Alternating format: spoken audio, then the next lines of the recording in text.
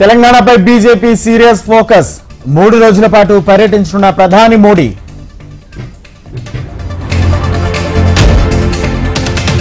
ఎన్నికల ముందు కేంద్ర కేబినెట్ కీలక నిర్ణయాలు. ఢిల్లీ మెట్రో 4th ఫేజ్ విస్తరణకు ఆమోదం. మహిళలకు ఏటా 1,00,000 ఉద్యోగాల్లో 50% రిజర్వేషన్. లోక్సభ ఎన్నికల వేళ కాంగ్రెస్ హామీల వర్షం. లోక్సభ ఎన్నికలకు బీజేపీ సెకండ్ లిస్ట్ విడుదల. 4 స్థానాలకు అభ్యర్థులు ప్రకటించిన బీఆర్ఎస్. సీఎం రేవంత్ రెడ్డితో హెచ్పీసీఎల్ ప్రతినిధులు సమావేశం. సోలార్ ఆధారిత పవర్ ప్లాంట్ ఏర్పాటుకు సుముఖత.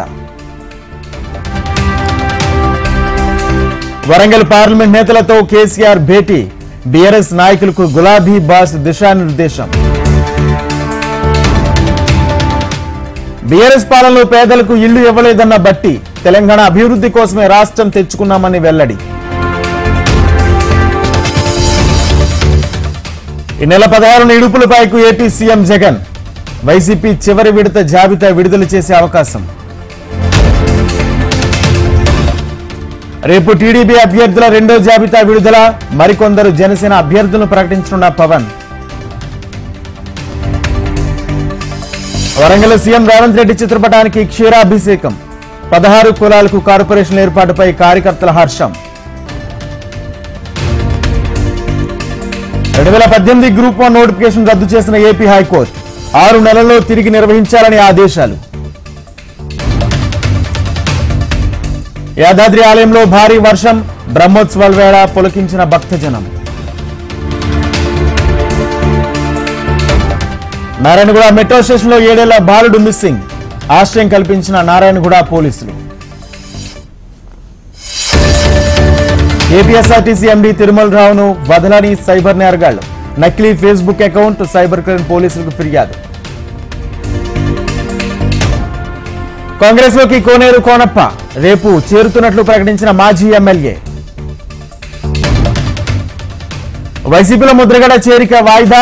ఈ నెల 15 లేదా 16న చేరే అవకాశం. ఈ నెల 17న పల్నాడు జిల్లాలో ప్రతిపక్షాల బహిరంగ సభ. హాజరు కానున్న ప్రధాని మోడీ, చంద్రబాబు, పవన్ కళ్యాణ్. కాంగ్రెస్ కేంద్ర ఎన్నికల కమిటీ సమావేశం వాయిదా. ఈ నెల 15వ తేదీకి వాయిదా వేసిన పార్టీ.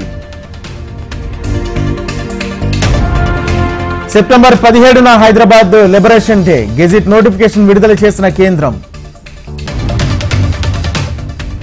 బెంగళూరు కేఫ్ పేలుళ్ల కేసు దర్యాప్తు పురోగతి.